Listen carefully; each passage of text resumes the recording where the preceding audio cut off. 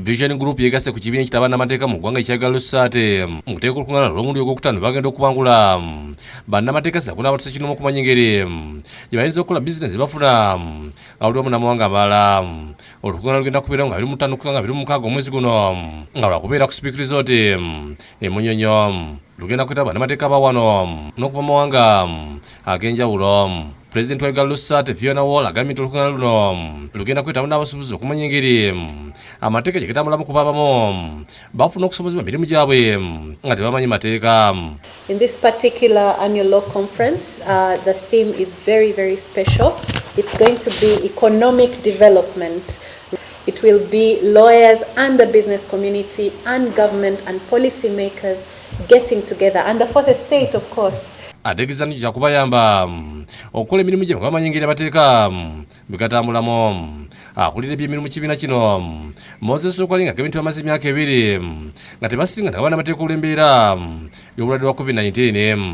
Omwaka guno conference ey'omwaka guno ejja kuba ya nkizo nnyo lwakuba ye conference esoose eri physical okuva twava mu lockdown, so guno gwe mukisa gwaffe nga balooya okusobola okwetaba by'obusuubuzi by'eggwanga. Ategeeza nti olukung'aana luno bakubuulira abasuubuzi engeri gye bayinza okusita ebyenfuna bya Uganda ate nga bakole bannamateeka ebirabo abakoze obulungi.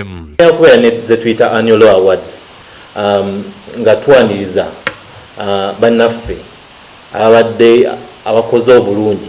Bw'atasimye Vision Group olw'enkolagana ennungi eno. Okweyanza Vision Group, legal department ne leadership ya Vision Group okukkiriza okubeera naffe mu luno olugendo. Tweyanziza nnyo okutuwa guno omukutu n'ebirala, tweyanziza nnyo. Olivia Kyalimpa Matuvu akulira mu kuteeka olukung'aana luno akuze bannamateeka n'abatuse kinomu okwetaba mu lusirika luno. Abaana we bali mu buntu e Munyonyo bajja kusoma $5,000 aga Uganda. Ate wagenda kubeera option ng'osobola okubeera gy'oli kati abagenda okuloginga on virtually bagenda kuba basose $25,000. Come in big numbers, come let's share, come let's learn. Yes, fenga New Vision tusazeewo okwagira conference eno y'aba Uganda Law Society. Tulowooza nti bwe tutuula ku mmeeza emu bapuliida n'abantu abalala ne tuwaya ku nsonga zino tujja kuba nga tussa ettoffaali eddene nnyo mu kulaakulana y'eggwanga yaffe. Ku Vision Group agambye nti basize okwegatta mu lukung'aana luno okulaba nga buli kimu kitambula bulungi kuba naffe nga kampuni tulina bannamateeka basobola okubangula abantu ku ngeri amateeka gye gatambulamu. Nti topics ezigenda okwogerako mu conference eno za nkizo nnyo.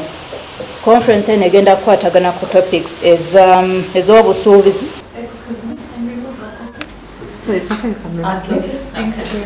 Download the app on App Store or Google Play Store now.